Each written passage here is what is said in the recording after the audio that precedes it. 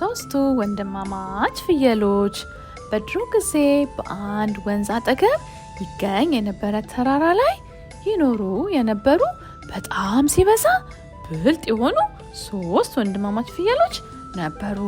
ፍየሎቹ ተራራው ላይ ያለውን ሳር በመመገብ ከዕለት ወደ ዕለት ሰውነታቸው እየጨመረ ሄደ። ከዕለታት በአንድ ቀን ግን ድንገት አካባቢያቸውን ሲቃኙ አጠገባቸው ያለው ሳር ሙሉ በሙሉ በልተው እንደጨረሱት አወቁ። እርስ በርሳቸውም እንዲህ ሲሉ መነጋገር ጀመሩ። እዛ ወንዙን ተሻግረን እኮ ብንሄድ አሪፍ ሳር አለ። ከእኛ የሚጠበቀው በዛ ከእንጨት በተሰራ ድልድይ ተሻግረን መሄድ ብቻ ነው አሉ 3ቱም በአንድ ድምፅ። ነገር ግን ያ ድልድይ በአንድ አስፈሪ አውሬ ይጠበቅ ነበር። ይህ አውሬ ከለሩ አረንጓዴ፣ ጭንቅላቱ በጣም ትልቅ፣ እንዲሁም ደግሞ ቀይ አፍንጫ፣ እንዲሁም ደግሞ በጣም ጠረኑ ይሸት ነበረ። ታዲያ ማናችንን ያንን ድልድይ ደፍረን የምንሻገረው ሲል ትልቁ ፍየል ወንድሞቹን ጠየቀ። ትንሹ ፍየልም እኔ ድልድዩን መሻገር እችላለሁ ብሎ ወደ ድልድዩ አቀና። ድልድዩ ላይም ገና ወጥቶ መራመድ እንደጀመረ ያ አስፈሪ አውሬ ከየት መጣ ሳይባል ዘሎ ድልድዩ ላይ ወጣ። ማን ነው እኔ ሳልፈቅድለት የኔ ድልድይ ላይ ሚራመደው ብሎ በጣም በኃይለኛ ድምፅ ተቆጣ። ትንሹ ፍየልም ፈጠን ብሎ እኔ ነኝ፣ ድልድዩን ተሻግሬ ሄጄ የሚገኘውን ሳር ለመመገብ ነው አለው። አውሬውም በፍጹም አትሻገርም፣ እኔ ቀድሜ በልሃለው ብሎ ዘሎ ድልድዩ ላይ ወጣ። ትንሹ ፍየልም በፍርሃት መንቀጥቀጥ ጀመረ።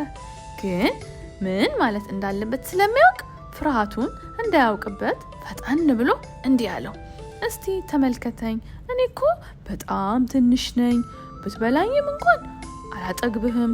ሁለተኛውን ወንድሜን ብትጠብቀው እሱ ከኔ የተሻለ ትንሽ ስለሚገስፍ እሱን መብላት ትችላለህ አለው። አውሬውም ትንሽ አሰብ አደረገና እሺ ሂድ በቃ አለው። ትንሹ ፍየልም በፍጥነት ድልድዩን ተሻግሮ ሄደ። ታናሽ ወንድማቸው ተሻግሮ መሄዱን ሲመለከቱ ሁለተኛውን ፍየል ለመሻገር ሄደ። አውሬውም አሁንም ብቅ አለ። ማን ነው ድልድዬ ሊሻገር የሚሞክረው ብሎ ተቆጣ። ፍየሉ እኔ ነኝ አለ። ይህ ድልድይ እንደ ወንድሜ ተሻግሬ ወደ ለምለሙ ሜዳ መሄድ እፈልጋለሁ አለው። አውሬውም በፍጹም አትሻገርም፣ መጀመሪያ እኔ እበልሃለሁ ብሎ ዘሎ ድልድዩ ላይ ወጣ። ፍየሉም በጣም ፈራው። መፍራቱን ግን ለአውሬው አላሳየውም ነበር።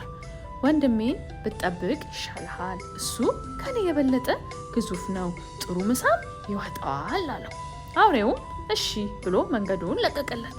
ፍየሉ በፍጥነት ድልድዩን ተሻግሮ ወደ ወንድሙ ተቀላቀለ። በስተመጨረሻ ታላቁ ፍየል ድልድዩ ላይ የተሻገረ ሳለ አውሬው ለ3ኛ ጊዜ ማን ነው ድልድዬን ሊሻገር የሚሞክረው አለ፣ ድምፁን ከፍ አድርጎ። ፍየሉም እኔ ነኝ፣ የፍየሎቹ ታላቅ ወንድም አለው። ድልድዩንም ተሻግሬ ወንድሞቼን ለመቀላቀል ነው አለው። አንተ እስካሁን ካየኋቸው ፍየሎች በጣም ግዙፍ ነህ፣ ጥሩ ምሳም ትሆነኛለህ አለው። ትልቁ ፍየልም አውሬውን አልፈራውም ነበር። በተቃራኒው አውሬው በፍየሉ ግዝፈት ትንሽ ፍርሃት አድሮበትም ነበር። ፍየሉ አውሬው ሳይቀድመኝ መቅደም አለብኝ በማለት በፍጥነት ጭንቅላቱን ዝቅ በማድረግ በቀንዱ ያን አስፈሪ አውሬ ወደ ወንዝ ውስጥ ወረወረው። ታላቁም ፍየል ድልድዩን ተሻግሮ ወደ ወንድሞቹ ተቀላቀለ። 3ቱም ፍየሎች በለመለመ መስክ በሰላም መኖር ጀመሩ።